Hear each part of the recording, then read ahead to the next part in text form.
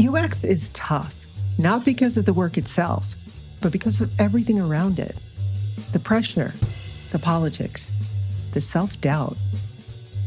Joe Natoli has been through it all, and for more than 30 years, he's been helping UXers and designers find their way through the challenges that really make or break a career. Not the wireframes or design tools, but impostor syndrome, office politics, bad bosses, and learning to stand your ground. This is Making UX Work, where he tackles the battles no boot camp, book, or conference ever prepares you for, and shows you how to come out stronger on the other side. Nobody told you this job would involve this much emotional labor, right? But if you've been doing UX or product design for more than 5 minutes, you already know that a huge part of this work is dealing with people. Their fears, their confusion, their territorialism, their insecurities. Some days it definitely feels like your actual job is therapist, crisis manager, group counselor. And honestly, that's not far off, okay? Because good design, good UX is change. And change makes people freak the fuck out. Here's what they don't tell you in design school, right? Or in that boot camp. Your proposals and your wireframes and your diagrams will be ignored. Your user research will be questioned. Your usability insights will be dismissed. And when that happens, it won't be because the work is bad. It'll be because someone in the room is really scared. Scared of looking dumb, scared of being replaced, scared of losing control, scared of change. And that fear doesn't always look like fear. A lot of times what it looks like is an endless nitpick over, a fucking button color. Or sudden shifts in direction with absolutely zero explanation, or, vague feedback like, I'm just not feeling that, right? I don't like it. Or meetings where no decisions get made whatsoever. And in a lot of those situations, you're going to be tempted to argue. You're going to be tempted to try and prove your point, to win. But what you really need to be doing is listening. I worked with a stakeholder once who fought me on absolutely everything. Okay, every layout, every copy change, every navigation flow, every idea, every proposal, every suggestion, everything. And at first, I really thought, okay, she's just controlling. She's a micromanager. She's a blocker. But after a few very tense conversations, I realized something. She was terrified. And the reason she was terrified is because she had been burned really badly by previous projects. All right. She felt like design moved way too fast and didn't consider her needs at all. So she was protecting herself. And when that came out, I changed the way that I worked with this person, okay? I stopped defending. I started asking. I started listening. I started making space for this person and their concerns, which were absolutely legitimate.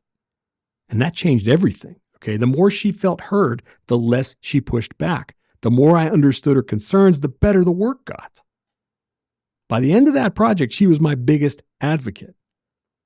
This isn't about becoming a pushover or doing stakeholder therapy in place of, real boundaries. You can and you should hold your ground, but if you don't learn to recognize the emotional subtext behind that dysfunction, whatever it is, you're going to burn out fast. You're going to burn out fast because you're going to keep taking it personally. You're going to keep fighting battles that are not yours. And you're going to keep missing the real problem. Here's a skill that's not ever listed in any job description, but it damn well should be, and that's emotional translation, okay? The ability to hear a really defensive comment and recognize and understand it as fear. The ability to see a late night, edit spree where someone's changing their mind 45,000 times and wants to blow everything up and recognize that as anxiety. It's the ability to hear, we just need this to pop, and ask what problem you're actually trying to solve with said popping. Because if you want to do real UX work, you can't just understand users.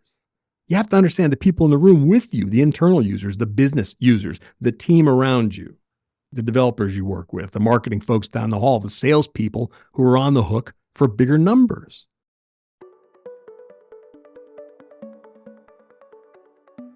Every UXer and product designer I've ever met eventually hits the wall.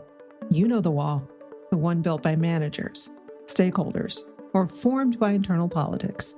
The wall that renders every method they were ever taught irrelevant or just feeling impossible. Joe Natoli has spent 35 years helping global enterprises tear that wall down. The UX 365 Academy Joe created is the missing manual for your UX career. It's the much-needed practical lessons for the world you actually work in. Stop struggling to get buy-in and start making impact. Learn more at ux365academy.com. Let me give you a few tools that I've found helpful over the years. First, reflect, but don't react. When someone pushes back on something, ask yourself, what's behind this? Is this really about the work in front of us right now? Is it really about the design? Is it really about the research? Or is it really about control or ego or fear, which usually drives ego and control issues? You also want to learn to validate without agreeing. Okay, you can say, I can see why that would feel frustrating without conceding the point. And the reason that works is because people want to feel heard more than they want to be right, believe me. Whenever possible, you want to redirect to goals. When a conversation gets emotional or gets abstract or it wanders, from the point, bring it back to the user, the customer, the business objective, the outcome, whatever it is. Anchor it somehow and keep coming back there, no matter how far that person drifts during the conversation. And finally, despite what I'm telling you about fear, don't, for lack of a better word, therapize people, okay? Seriously, don't tell them they're scared. Just behave as if they are, with empathy, with calm, offering support, offering clarity, offering, possible solutions, possible directions. What I'm getting at is that this work is all messy. It's political, it's emotional, it's human. And while you certainly are not a therapist, you are and will often be the person creating space for other people to feel safe enough to change. That's powerful stuff.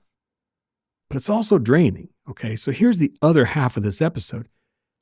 You have to take care of yourself too. You can't pour empathy out all day and then forget to refill your own tank. So you got to make space, to decompress, to get support, to build boundaries. And most of all, you have to stop expecting yourself to fix everything. You're not responsible for everyone else's growth. You're not responsible for their emotional reactions or their issues or their struggles. You're responsible for your work, your boundaries, your behavior. That's it. All right? You're not a therapist, but you absolutely are someone who sees the emotional dynamics that most people ignore. Use that. But do so wisely, strategically, and most importantly, compassionately. Then log off and go do something that fills you back up. You've sure as hell earned it.